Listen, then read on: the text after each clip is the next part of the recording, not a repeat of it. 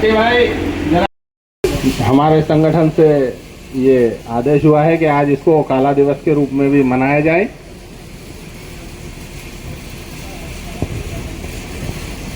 आज के ही दिन रात्रि 12 बजे हमारे देश का 2 भागों में विभाजन हुआ था।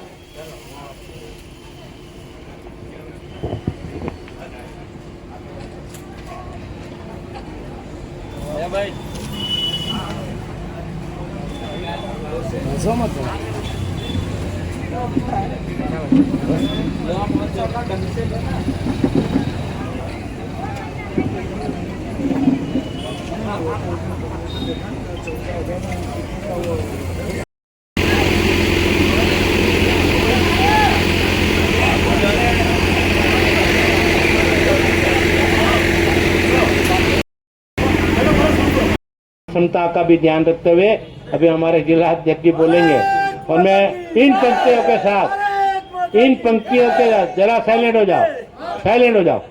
इन पंक्तियों के साथ मेरी वाणी को पूर्ण विराम दूंगा और आपसे आखिर में जय घोष करवाऊंगा। मेरे साथ आप बोल भी सकते हो कि जनन जन्मभूमि, आप भी बोल सकते हो, बोलते जाओ, मैं बोल रहा हूं जनन जन्मभूमि स्वर्ग। युवा मोर्चा के सभी सामान्य साथियों, भारतीय जनता पार्टी के सभी वरिष्ठ, हमारे विमल जी, सभी मीडिया के साथियों, बहनों, आज हम सबको दौलत जी ने संबोधित करते हुए बताया कि हम कल यानी 15 अगस्त को हमारा स्वतंत्रता दिवस मनाने वाले हैं। लेकिन स्वतंत्रता दिवस हम मनाते हैं, लेकिन उसकी पूर्व संध्या पर, उसकी पूर्व रात्रि पर इस देश के साथ क्या हुआ था, इसके संबंध में आप सबको अवगत करवाया। साथियों, हम सब जानते हैं और हम सबको यह मालूम भी है कि हमारे कई ऐसे वीर स्वतंत्रता संग्राम सेनानी हुए जिन्होंने आजादी की लड़ाई में अपने प्राणों की आहुति दी, अपने परिवार को खोया। आज हम जिनकी मूर्ति के पास में, उनके सामने बैठे हैं, ऐसे शहीद चंद्रशेखर आजाद जी ने हमारे झाबुआ जिले का नाम पूरे देश में रोशन किया, अंग्रेजों को दांतों तले चने दबाए। साथियों, जिस प्रकार से हम सब जानते हैं कि आजादी के पूर्व जिस प्रकार से कांग्रेस के जो लोग आज आजादी के नाम का ढिंडोरा पीटते हैं, लेकिन साथियों, हम सबको ये ज्ञात होना चाहिए और उनको हमको जवाब देते हुए हमको आना चाहिए। उस समय के तत्कालीन नेता जिनकी विचारधारा हमेशा से भारत के विरोध में रही है, ये आप हम सब देख सकते हैं।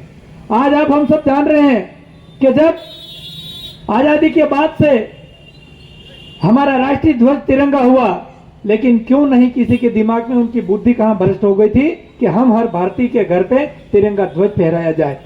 लेकिन आज हमारे माननीय प्रधानमंत्री नरेंद्र मोदी जी ने इस ऐतिहासिक निर्णय को लिया, तो आज कांग्रेसियों के मन में क्या देशभक्ति की भावना नहीं है? क्या इनको आजादी के इस उत्साह में शामिल नहीं होना चाहिए? क्या उनको तिरंगे के मान सम्मान में आकर हर घर तिरंगा अभियान में सहभागिता क्यों नहीं करना चाहिए? क्योंकि वो नहीं चाहते हैं कि भारत का नागरिक भारत के हक अधिकारों के, भारत की आजादी के संबंध में, आजादी के पूर्व में क्या हुआ था उस संबंध में नहीं जाने। क्योंकि वो जानते हैं कि उन्हीं के नेताओं ने आजादी के पूर्व भारत के साथ किस प्रकार के खेल खेले। आज उनके युवराज, जिनको हम सब जानते हैं कि वो बोलते हैं कि संविधान की रक्षा करते हैं, लेकिन जब हमारे माननीय सांसद जी अनुराग ठाकुर जी ने जब उनको संसद में पूछा कि आप जो संविधान लेकर घूमते हैं तो आप संविधान में कितने पेज है, तो उधर उधर बगलें झांकते हैं। भाई संविधान की जो, तो वो बताते हैं कि इतनी मोटी है। अरे भैया, इतनी मोटी नहीं है, उसमें कितने पेज है और उसमें क्या लिखा हुआ, उसमें कभी पढ़ा क्या? तो वो इधर उधर बगलें झांकते हैं। ये कांग्रेस के नेताओं और कांग्रेस की मानसिकता ये साबित करती है कि उनकी देशभक्ति कितनी है। साथियों, मुझे ज्यादा कुछ कहने की आवश्यकता नहीं है, लेकिन हम सबको जब मालूम है कि जब आजादी के पूर्व जब हम जश्न मनाने की तैयारी कर रहे थे, तो कांग्रेस के लोगों ने, उनकी संकीर्ण मानसिकता के लोगों ने, और उस समय जो मुसलमान के जो हमारे मुसलमान नेता थे, उन्होंने इस देश के साथ क्या किया? 5 लाख से अधिक हमारे लोग बेघर हुए और 1 लाख से अधिक हमारी माता बहनों की इज्जत के साथ खिलवाड़ किया गया, उनकी इज्जत लूटी गई, उनको मौत के घाट उतारा गया और 5 लाख लोगों को बेघर किया गया। ये कांग्रेस के लोगों की षड्यंत्र के कारण हुआ। अरे जब हम आजादी की लड़ाई लड़ रहे थे तो आजाद भारत की बात थी, तो फिर बीच में पाकिस्तान कहां से आ गया था? ये कांग्रेस ने उस समय हमारे भारत में, हमारे हिंदुस्तान में संपत्ति के बंटवारे में भी उन्होंने तत्कालीन जो जिनको राष्ट्रपिता कहते हैं, उन्होंने पाकिस्तान को संपत्ति में भी बंटवारे में उनको ज्यादा दिया। ये हमको बताना पड़ेगा लोगों को कि कांग्रेस की मानसिकता क्या है। साथियों, ये कांग्रेस कभी हमारे देश भावना में नहीं रह सकती। आज आपने देखा कभी किसी कांग्रेसी ने अपने घर पे तिरंगा झंडा लगाकर तिरंगे का मान सम्मान किया? वो नहीं करते। आप सब इस चीज को ध्यान रखिए। हम यहां से आपको हर कोई भी ऐसी चीजें उपलब्ध करवाएंगे। आप देश के बारे में, देश की आजादी के बारे में, आजादी के पूर्व में जो क्या हुआ, कौन कौन क्रांतिकारियों ने लड़ाई लड़ी, इसके संबंध में हमको सबको जानने की आवश्यकता है। साथियों, आज इस अवसर पर आप सब लोगों ने सम्मिलित होकर इस यात्रा को और इस कार्यक्रम को सफल बनाया, इसके लिए मैं आप सबका बहुत बहुत धन्यवाद और आभार व्यक्त करता हूं। जय हिंद, वंदे मातरम। शहीद चंद्रशेखर आजाद जी के चरणों में नमन। आज के हमारे तिरंगा यात्रा और विभीषी का विभाजन स्मृति दिवस के इस कार्यक्रम में सम्मानीय मंच पर विराजमान भारतीय जनता पार्टी के जिले के महामंत्री आदरणीय सोम सिंह सोलंकी जी, हमारे पूर्व जिला अध्यक्ष प्रदेश कार्य समिति के सदस्य माननीय नायक साहब, पूर्व जिला अध्यक्ष आदरणीय दौलत जी, जिनके नेतृत्व में इस तिरंगा यात्रा का आयोजन किया गया, ऐसे युवा मोर्चा के सम्मानित जिला अध्यक्ष कुलदीप चौहान जी, हमारे कार्यालय मंत्री आदरणीय मनोहर मोदी जी, मंडल के अध्यक्ष भाई अंकुर जी। महत्वाकांक्षा के कारण इस आजादी को फीका कर दिया गया। रात्रि 12 बजे हमारा देश का विभाजन होता है और सब लोगों में जो उत्साह था वो थोड़ा सा हल्का हो जाता है। वे उस पर हमारे दौलत जी ने विस्तार से प्रकाश डाला। परंतु 1947 को जो आजादी मिली, हमारे क्रांतिकारी वीर शहीद चंद्रशेखर आजाद और ऐसे बहुत सारे महान क्रांतिकारी योद्धाओं के कारण मिली। परंतु कांग्रेस ने इस तिरंगा को कभी उसको इतना मान सम्मान नहीं दिया। हमारे भारतीय जनता पार्टी के, हमारे देश के यशस्वी प्रधानमंत्री माननीय नरेंद्र मोदी जी ने कहा कि ये तिरंगा की शान है, ये तिरंगा हर घर फहरना चाहिए। तब से हमारी भारतीय जनता पार्टी और नरेंद्र मोदी सरकार ने हर घर तिरंगा, हर प्रत्येक मकान पर आपको तिरंगा दिखेगा। नहीं तो कांग्रेस की सरकार में केवल सरकारी कार्यालयों पर केवल फॉर्मेलिटी होती थी। आज शान से जो है तिरंगा हर घर लहराता है। ये भारतीय जनता पार्टी की राष्ट्रभक्ति है और आप सब लोग इस कार्यक्रम में बड़े उत्साह के साथ उपस्थित हुए और इस कार्यक्रम को सफल बनाया। आप सब लोग राष्ट्र हित में अपनी भागीदारी बनाए रखें। मुझे इतना ही कहना है। आप सबका बहुत बहुत धन्यवाद। जय हिंद, जय भारत। बहुत समिति सदस्य और इस यात्रा के प्रभारी आदरणीय श्री लक्ष्मण सिंह नायक भाई साहब, हमारे जिले के पूर्व अध्यक्ष आदरणीय दौलत जी भावसार भाई साहब, युवा मोर्चे के जिले के अध्यक्ष आदरणीय कुलदीप जी चौहान जी, हमारे मंडल के अध्यक्ष अंकुर जी, कार्यालय मंत्री मोदी जी। देखिए, अब हम सब जानते हैं कि हम कल 78वां स्वतंत्रता दिवस मनाने जा रहे हैं और आज हमारे देश के माननीय प्रधानमंत्री परम सम्मानित नरेंद्र मोदी जी, हमारे देश के भारतीय जनता पार्टी के माननीय राष्ट्रीय अध्यक्ष जेपी नड्डा जी, हमारे माननीय प्रदेश अध्यक्ष विष्णुदत्त शर्मा जी, हमारे माननीय मुख्यमंत्री डॉक्टर मोहन यादव जी, हमारे शीर्ष नेतृत्व के आह्वान पर आज भारतीय जनता युवा मोर्चा के बैनर तले ये तिरंगा यात्रा निकाली गई।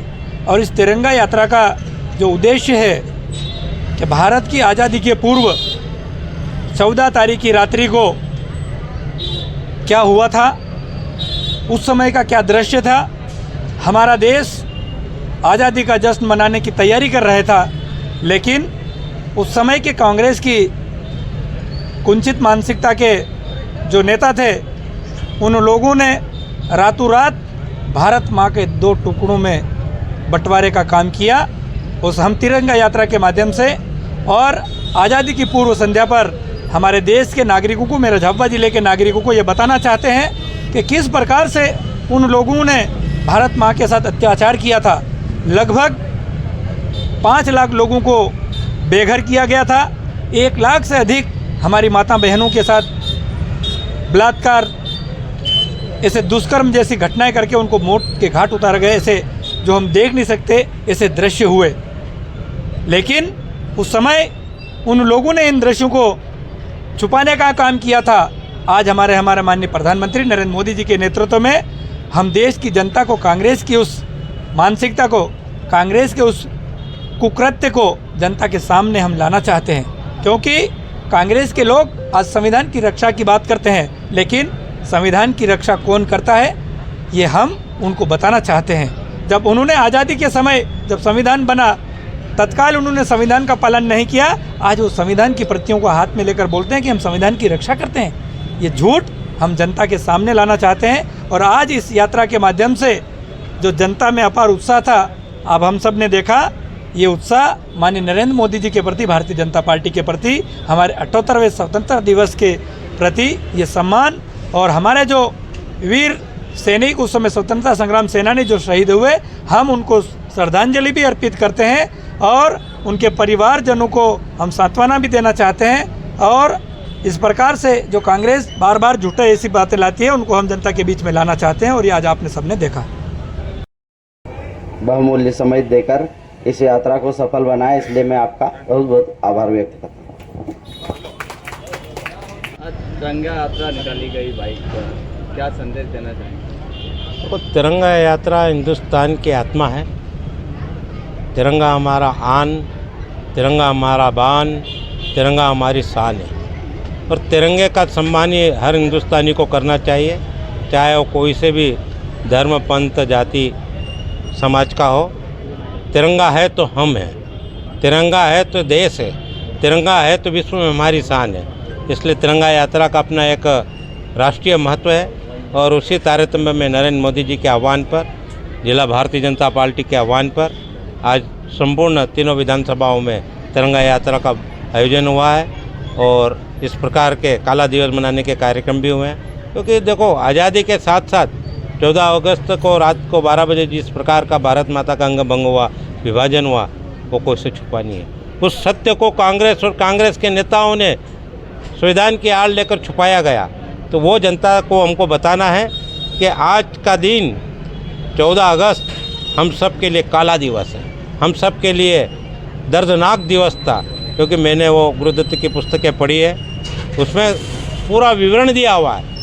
हजारों लाखें ट्रेनें भरी हुई, मालगाड़े भरे हुए, माता बहनों की लाशों से, नौजवानों की लाशों से, वृद्धों की लाशों से, वो दृश्य सिर्फ धर्म के नाम पर हिंदुस्तान के बंटवारे का दृश्य 14 अगस्त के ही दिन, आज के दिन ही उत्पन्न हुआ था।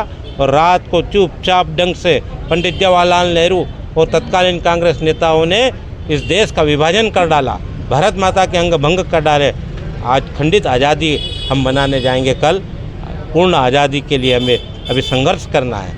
उसके लिए प्रत्येक हिंदुस्तानी को सजग, सतर्क और जागरूक रहना पड़ेगा। यही संदेश मैं देना चाहता हूँ तिरंगा यात्रा के माध्यम से। आपका नाम, शुभ नाम बताइए। दौलत भावसार, भारतीय जनता पार्टी का कार्यकर्ता हूँ। धन्यवाद।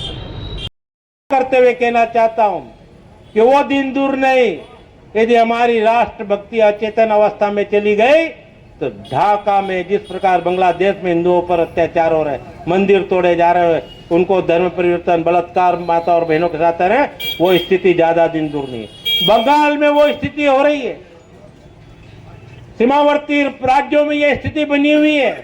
धीरे धीरे योजनाबद्ध ढंग से मुस्लिमकरण होता जा रहा है, गांव के गांव, जिले के जिले तब्दील होते जा रहे हैं। और मैं बहुत बड़ा आज रहस्य यहाँ पर बैठकर खोल रहा हूँ। पुलिस प्रशासन, CID वाले भी हों तो मेरी बात को, इस बात को गंभीरता से ले और इस बात को समझे कि दौलत भावसार एक राष्ट्रभक्त इस मंच पर काला दिवस के अवसर पर विभाजन की विवशता के स्मृति दिवस के अवसर पर क्या कह रहा है आजाद की सौगंध खाकर। मैं कहना चाहता हूं कि झाबुआ जिला शांति का टापू जरूर है, परंतु झाबुआ नगर से लगाकर जिले में कई ऐसे असामाजिक तत्व एक वर्ग विशेष के कई बस्तियों में आकर बिना नाम पता बताए किराए से रहने लग गए और उनकी संख्या हजारों में है। उनको बसाया जा रहा है झाबुआ में नगर में और जिले में, इस पर भी पुलिस पैनी नजर रखे। कई बस्तियों में किराए के मकान ले लिए। मैं उन मकान मालिकों से भी निवेदन करना चाहता हूं कि किस वर्ग के लोगों को तुम मकान दे रहे हो, वो कहां का है, कहां से आया है, उसकी हिस्ट्री क्या है, पता कर ले। ये आने वाले दिनों में भी जो ये शांति का टापू कहा जाता है झाबुआ जिला, झाबुआ नगर, यहाँ पर भी अशांति का बीजारोपण ये लोग कर देंगे। ये बहुत गंभीर विषय बोल रहा हूं। हिंदुस्तान के साथ साथ झाबुआ में भी वो स्थितियां उत्पन्न करने की स्थिति है और एक वर्ग विशेष उनका सहयोग कर रहा है। कूपन भी बनाए जा रहे हैं नगर पालिका में, फर्जी कूपन बनाए जाते हैं, आधार कार्ड फर्जी बनाए की पूरी माकूल व्यवस्था है। कुमारवाड़े में हो रही है तो इधर हो रही तो इधर हो रही, समझ जाओ इशारे को। ये सब दूर हो रही है और हम जगे हुए नहीं है, हम सोए हुए हैं। इसलिए मैं तुमको जगाने का काम कर रहा हूँ। काला दिवस मना रहे हैं तो हम खंडित आजादी मिली है, आज भी वही स्थिति है झाबुआ जिले में और नगर में। हमें एक और वैचारिक क्रांति की दिशा में आगे बढ़कर इस पूर्ण स्वतंत्रता को प्राप्त करने के लिए फिर से तैयार होना पड़ेगा, कमर कसकर राष्ट्रभक्तों की टोलियों को। ये मेरे वतन के लोगों, जरा आहों में भर लो पानी, जहाँ शहीद हुए उनकी याद करो जरा कुर्बानी। ये हमको करके संकल्प लेना पड़ेगा और इसीलिए मैं आपको कहना चाहता हूँ, ये पंक्तियों के साथ विषय बहुत लंबा है और बहुत गंभीर विषय है, बहुत बड़ा बोल भी सकता हूँ, परंतु आपकी राहुल गांधी को देता हूँ कि सत्ता प्राप्ति के लिए, राज प्राप्ति के लिए, केंद्र का प्रधानमंत्री प्राप्त करने के लिए राहुल गांधी उर्फ दुर्योधन वही शकुनी चाले चल रहा है। हिंदुस्तान को बांटने की, हिंदुस्तान को विदेशों में जाके बदनाम करने की। आज उसके मुख से जब इतना बड़ा बब्बर अत्याचार हुआ हिंदू समाज पर बांग्लादेश के अंदर, एक शब्द नहीं निकल रहा है। तुष्टीकरण की नीति आपने देखा होगा अभी कि तुष्टीकरण के चलते सारे कानूनों को, संविधानों को बदलने का काम कांग्रेस सरकारों ने किया है। चाहे नरसिंह राव हो, चाहे मनमोहन सिंह हो, चाहे इंदिरा गांधी हो, चाहे राजीव गांधी हो, चाहे पंडित जवाहरलाल नेहरू हो, सब ने तुष्टीकरण करते हुए हिंदुस्तान को गुलाम बनाने की दिशा में संविधान को बार बार धज्जियां उड़ाते हुए पलटा है। वो संविधान की सौगंध खाते हैं। दुर्भाग्यपूर्ण हिंदुस्तान की आवाम का चंद्रशेखर आजाद की सौगंध खा के कहता हूं, इन गद्दारों से फिर हमें एक क्रांतिकारी लड़ाई लड़ना होगी। ये देश के गद्दार है, ये राष्ट्र विरोधी लोग हैं जो सत्ता प्राप्ति के लिए चाइना प्रस्त होना चाहते हैं, अमेरिका प्रस्त होना चाहते हैं, पाक प्रस्त होना चाहते हैं, फिलिस्तीनी के प्रस्त होना चाहिए। ये सब राष्ट्र विरोधी शक्तियों के साथ जुड़कर हिंदुस्तान का फिर एक विभाजन चाहते हैं। इसलिए आज हम इस काला दिवस मनाकर अपना विरोध जता रहे हैं। घर घर जाकर आज युवा मोर्चे की तरुणाई यहाँ बैठी है, भारतीय जनता पार्टी के राष्ट्रभक्त यहाँ बैठे हैं, हिंदुस्तान की जनता और झाबुआ नगर की जनता प्यार हो रहा है। भारतीय जनता पार्टी और देश के यशस्वी प्रधानमंत्री नरेंद्र मोदी के अलावा किसी ने यदि खुली आवाज में उनका समर्थन नहीं किया तो क्यों नहीं किया? ये षड्यंत्र हमको समझना होगा। पाक के और ढाका के एक पत्रकार ने तो यहां तक आरोप लगा दिया कि नेता प्रतिपक्ष केंद्र के कांग्रेस के जो नेता 99 सीट लाकर उछलकूद बंदर जैसे मचा रहे, राहुल गांधी का भी उसमें हाथ है। उस षड्यंत्र में तख्ता पलट में उनने देश विरोधी शक्तियां जो बांग्लादेश में शेख हसीना के खिलाफ काम कर रही थी उससे भेंट करी थी। ये मैं नहीं बोल रहा हूं, ये बांग्लादेश का एक जागरूक पत्रकार, खोजी पत्रकार का ये वक्तव्य है, वो आपको सुना रहा हूं। ये हालात है हिंदुस्तान के आवाम के नेताओं की जो अपने आप को भारत जोड़ो की बात करते हैं। अरे राहुल, अपने गिरिबान में झांक के देखकर अपने खानदान के हिस्ट्री को उठा के पढ़। कि तेरे खानदान ने सिर्फ प्रधानमंत्री पद पाने के लिए पूरे देश की विभाजन की विषय को स्वीकार किया। यदि उस समय पंडित जवाहरलाल नेहरू ये स्वीकार कर लेते, मोहम्मद अली जिन्ना कैंसर से पीड़ित थे, 6 महीने से ज्यादा वो जीवित नहीं रहने वाले थे, ये सब कांग्रेस के तत्कालीन नेताओं को मालूम था। यदि उनको पहला प्रधानमंत्री बना दिया जाता तो भारत का अंग भंग नहीं होता।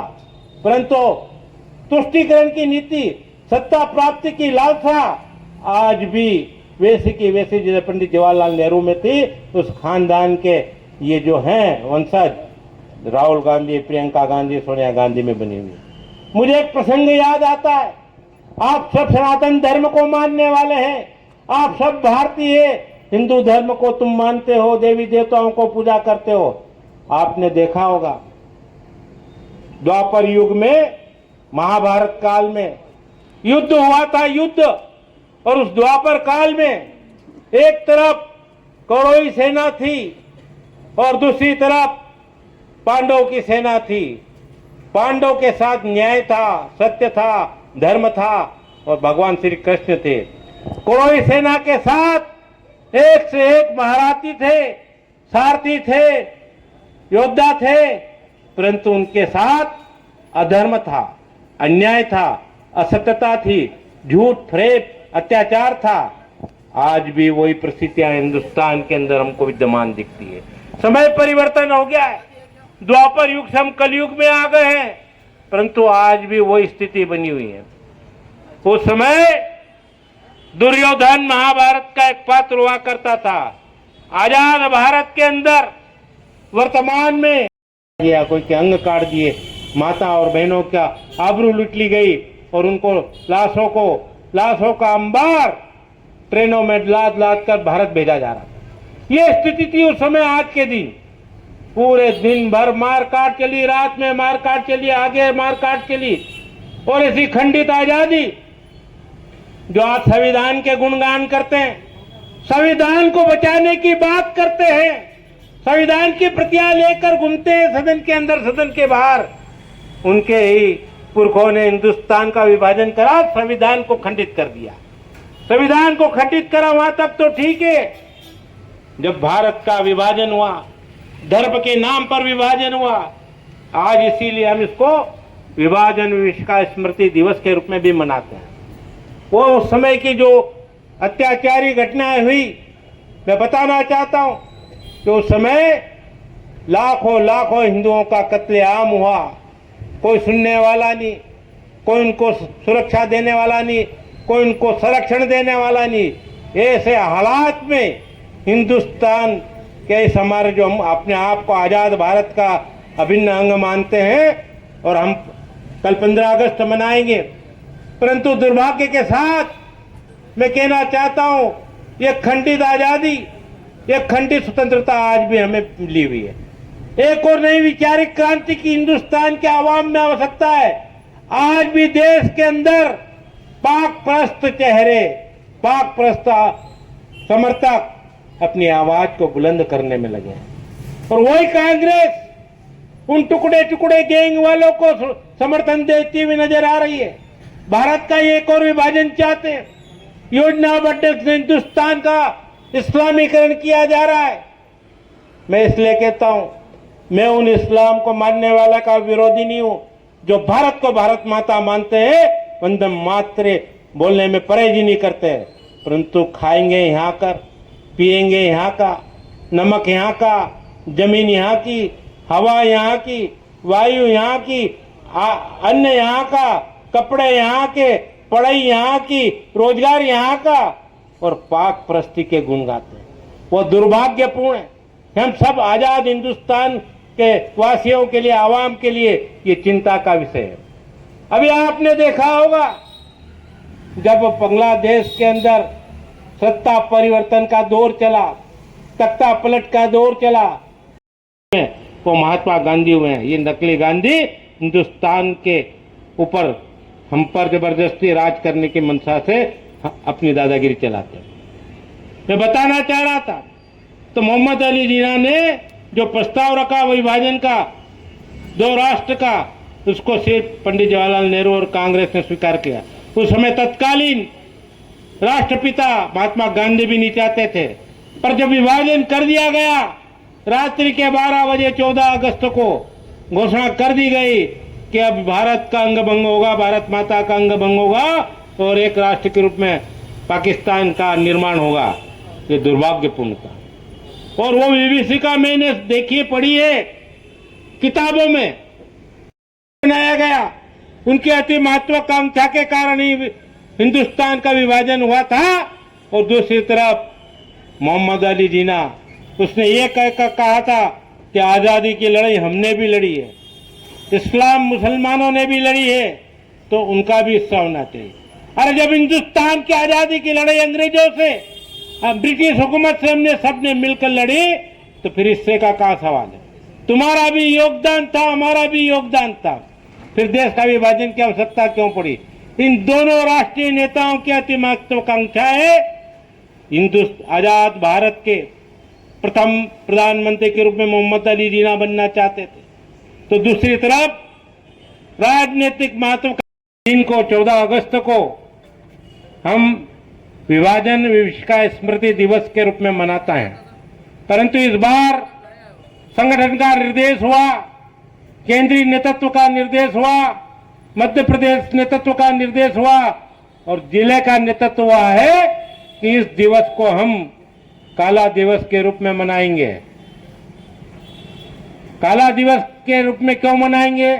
तो प्रत्येक हिंदुस्तानी को, हिंदुस्तान के आवाम को, हिंदुस्तान के प्रत्येक राष्ट्रभक्त को ये जानकारी होना चाहिए कि आज के दिन ठीक रात्रि के 12 बजे हमें आजादी मिली थी और वो आजादी भी हमें खंडित आजादी मिली थी। भारत माता के अंग भंग कर दिए गए थे, भारत का विभाजन कर दिया गया था और उस विभाजन के दौरान जो हालात हिंदुस्तान के आवाम पर हुए थे वो दर्दनाक थे, भयावह थे, जिनको सुनना देखना पढ़ने में ही रोंगटे खड़े हो जाते हैं। मैंने एक और विभाजन भारत नाम की पुस्तक गुरुदत्त की पढ़ी है, उसको यदि आप पढ़ लोगे तो आपको लगेगा कि आपके सामने वो दृश्य खड़ा हो जाता है। किस प्रकार तुष्टीकरण के चलते, राजनीतिक महत्वाकांक्षाओं के चलते आजादी दिलाने के नाम पर हिंदुस्तान का बंटवारा हुआ, धर्म के नाम पर बंटवारा हुआ, इस्लाम के नाम पर बंटवारा हुआ। और मोहम्मद अली जिन्ना को उसकी मांग पर पंडित जवाहरलाल नेहरू आजाद भारत के उसमें के नेता थे, उन्होंने उस बंटवारे को स्वीकार किया। कांग्रेस के नेताओं ने उस बंटवारे को स्वीकार किया और पाकिस्तान नाम का एक राष्ट्र और बना दिया गया। यहाँ का प्रधानमंत्री आज बंधुओं, आज हम सब, मेरे को अड़ा दिया नहीं, आज हम सब यहाँ पर एक महत्वपूर्ण आयोजन की दृष्टि से पूरे नगर में भ्रमण करते हुए एकत्रित हुए हैं। ये कार्यक्रम हिंदुस्तान के प्रत्येक नागरिक के लिए अति महत्वपूर्ण है, उनको जानने के लिए महत्वपूर्ण है। आज के इस कार्यक्रम की अध्यक्षता कर रहे भारतीय जनता पार्टी के हमारे ऊर्जावान जिलाध्यक्ष भाई भानु भूरिया जी का मैं वंदन अभिनंदन करता हूं। तिरंगा यात्रा के जिले के प्रभारी मेरे अपने साथी भाई लक्ष्मण जी का भी वंदन अभिनंदन है। और जिस निमित्त हम सब एकत्रित हुए हैं, जिनके आह्वान पर हम एकत्रित हुए हैं, ऐसे हमारे युवा मोर्चे के जिलाध्यक्ष भाई कुलदीप चौहान जी का वंदन अभिनंदन, महामंत्री सोम सिंह जी का भी वंदन अभिनंदन है, मंचासीन, सबके नाम लो क्या, मंचासीन सभी पदाधिकारीगण, मंडलाध्यक्ष, सामने बैठे प्रत्येक कार्यकर्ता बंधुओं, झाबुआ नगर की शानदार जानदार जनता को भी वंदन अभिनंदन करता हूं। आज